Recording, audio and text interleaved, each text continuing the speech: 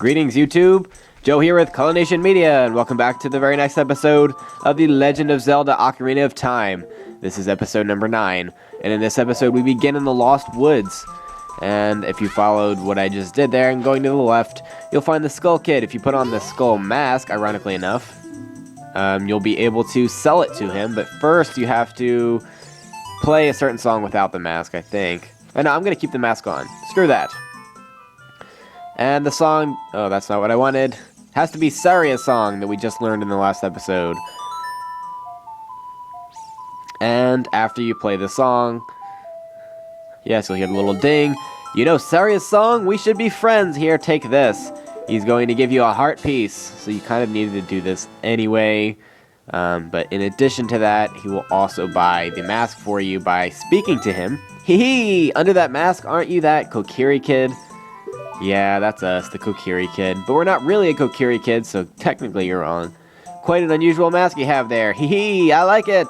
It may make me look a little bit tougher. Hey, why don't you give it to me? So you have to say okay. Yowza! I'm gonna wear this all the time, blah blah blah. He just gave you 10 rupees for this 20 rupee mask. You lost money on that deal. No crap! We lost more than we got tipped on the last mask, and you're an asshole for that, Skull Kid. So now we have to go and sulk all the way back to the Happy Mask shop and pay the deficit, which sucks because we have to eat 10 rupees. Oh well. And we can't do this part yet, so let's go back to the Happy Mask shop. They really should put a sign on this door, honestly. We go back here so often. Like, no wonder we're the only one that works here. Oh great, you sold it! Please pay me back 20 rupees. That sucks. Okay, let's get the next mask, which is the Spooky Mask. And it costs 30 rupees, so hopefully we can sell this one for full price. And maybe a little bit over and get a tip, finally. Oh, you haven't sold them at... Oh, what? Whoa. I didn't even try to talk to you. No. Stop. Why are you so happy? Leave me alone. Okay, let's go sell this magical spooky mask. We're here in Kakariko Village. I almost said Kokiri Village. Those words are too close, if you ask me. Anyway, we're heading out to the graveyard. And the only person that's here is the one that's going to buy the mask. And it's going to be that punk-ass little kid over here. Hey, what's up? Yeah, it's Dampy, the Gravekeeper. What? Oh, it's just a mask. I get a different kind of fright from that mask than I get from Dampé. Stop stomping like that. Will you give the mask to me? Yes, of course. Of course we will. With this mask, I'll be just like Dampé. You sold the 30 rupee mask to a kid for full price, and he didn't mind paying it all. So he paid the full 30 rupees, and yeah, we didn't take a loss on this one, but we didn't gain anything either. Back to the mask shop. Now what are you going to give us? Oh great, you sold it, blah blah blah. Yes, I know how it goes. I've been working here for a while, sir. And the next mask is the bunny hood.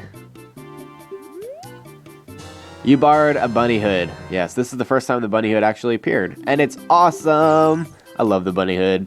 It's amazing. Alright, we're back in Goron City because we can't sell the bunny hood mask just yet. We have to do 2 more dungeons before we can sell that, so it's going to be a little bit.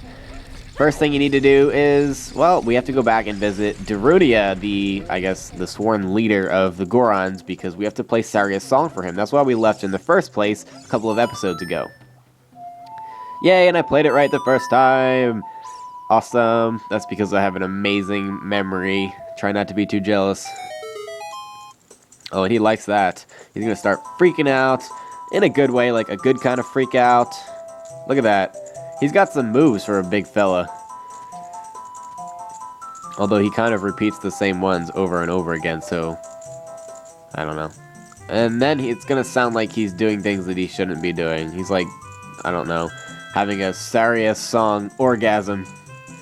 Hot! Oh, I see what they did there with the fire. That's so creative. Whoa! Oh god, just stop.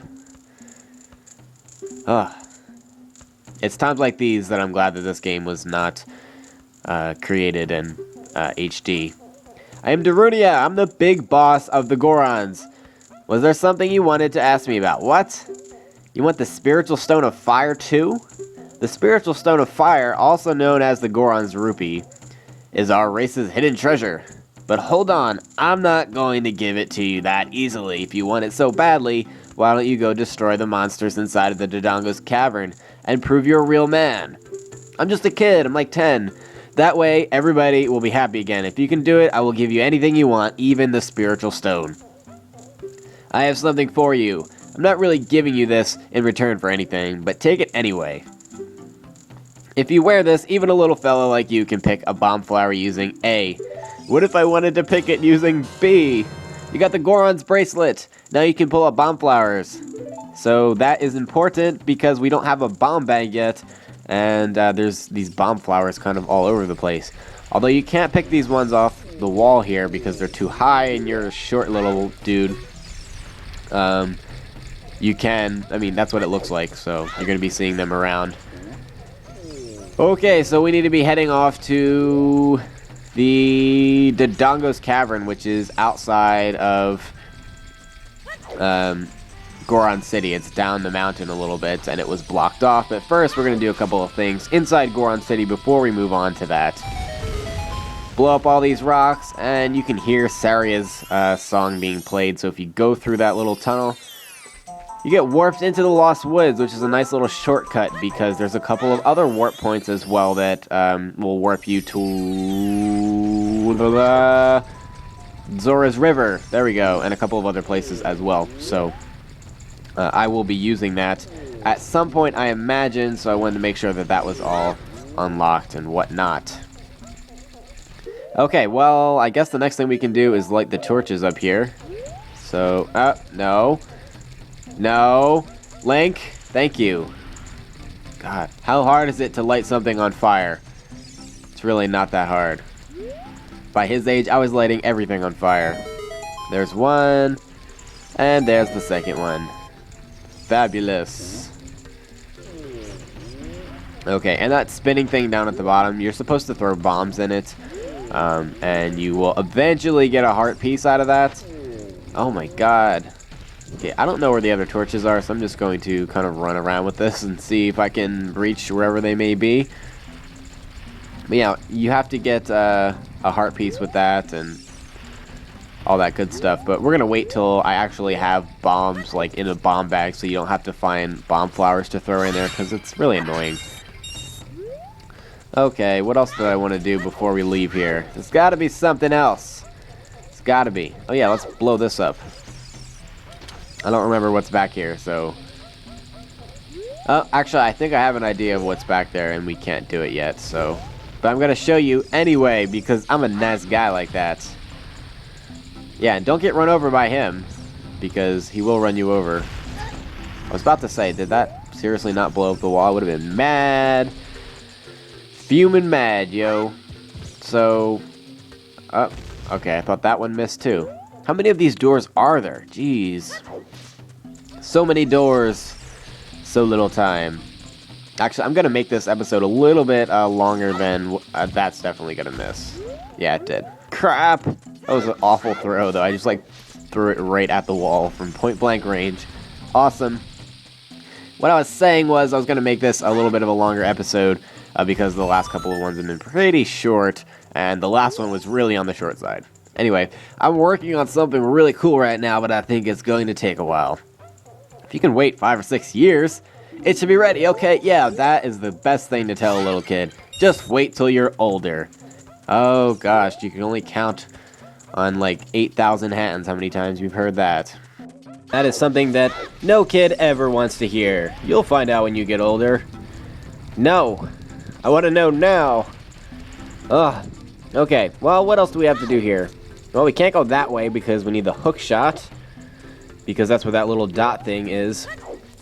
It allows you to, like, hook onto it and it takes you over there and all that stuff, but I don't need to go into that. One more thing I do want to say really quickly is that Super Smash Strategies is coming back on our blog site. Sean has been working really hard on it. And I just want to remember to give a little shout out to that because...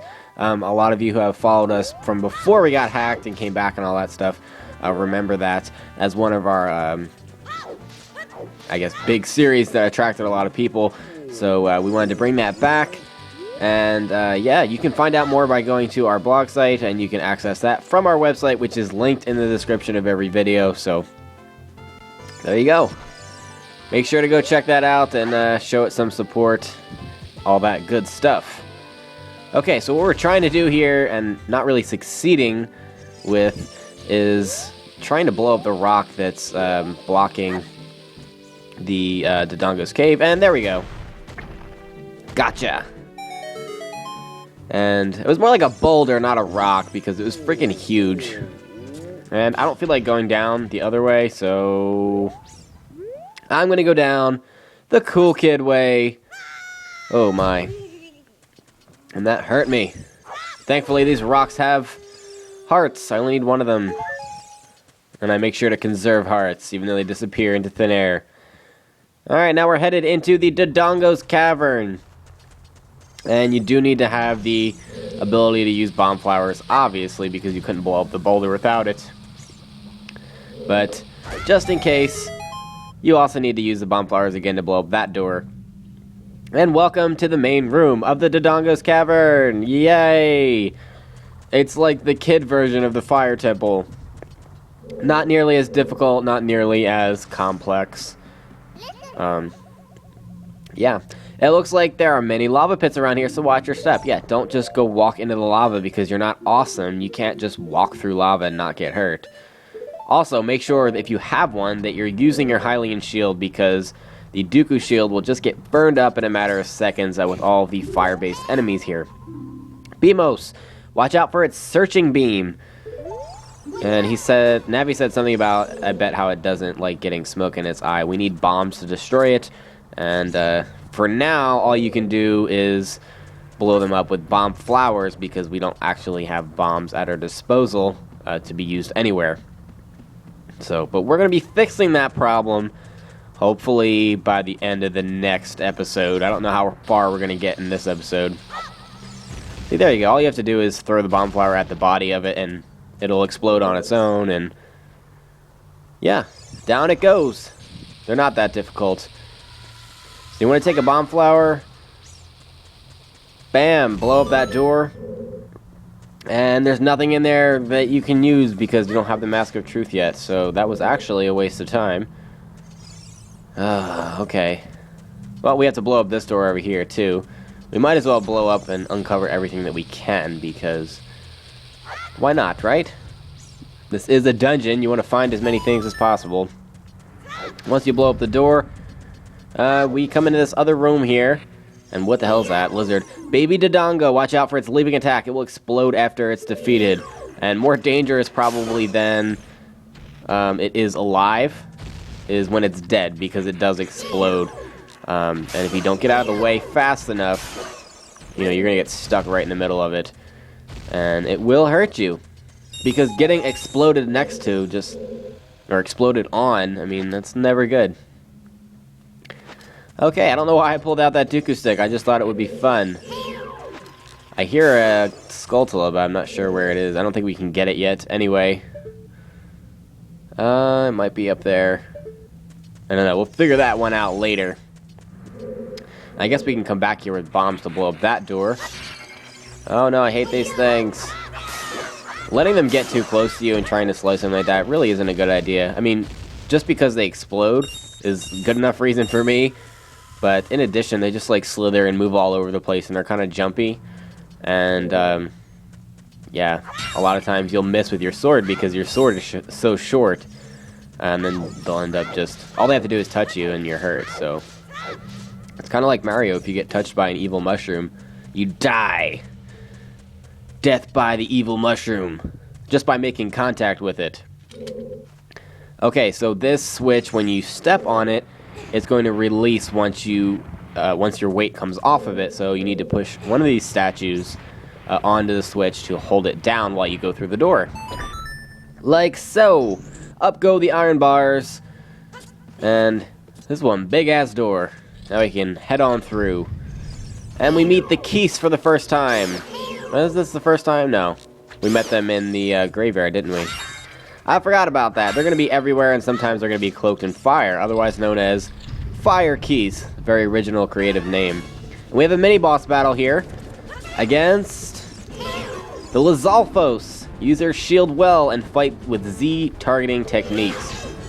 Lizalfos is one of the most famous of the Zelda enemies because, I don't know, he's pretty awesome. And he's evolved over the years to look crazy intimidating in the latest games. But way back when we had the Ocarina of Time, they're just a lizard with a dagger. And more than anything, they're annoying. They're agile and they kind of jump around. So you need to focus on using your shield when they stab and then striking when they're kind of hopping around. Because a lot of times they will just hop around in the same area and not strafe as much. Oh, that wasn't good. What am I doing? Oh, stop it. And you can take advantage of their lack of mobility during those times. And there we go. He's dead. So now we have one more. Yeah, they kind of alternate blows. Once you hit one of them a couple of times, they will switch out until one of them's dead, and then you can fight him until he's dead, and so on. There he goes. Goodbye. Nothing special there, and we actually don't get anything for beating these two, which makes absolutely no sense to me. It's like one of the only dungeons where you defeat a mini-boss and nothing happens. You don't get any items or... Because I originally thought, you know, oh, you would definitely get the bomb bag from that. Nope, you don't. All you get is stuck in this room with the big Dodongos. Watch out for its fiery breath. Yeah, it will breathe fire at you, and that will completely destroy your Kokiri shield if you're using one. So don't use it. Don't waste it. Anyway, that's going to be the end of this episode, guys. Thank you very much for watching. And in the next episode, we'll continue on with the Dodongo's Cave. Stay tuned for episode 10. Game on!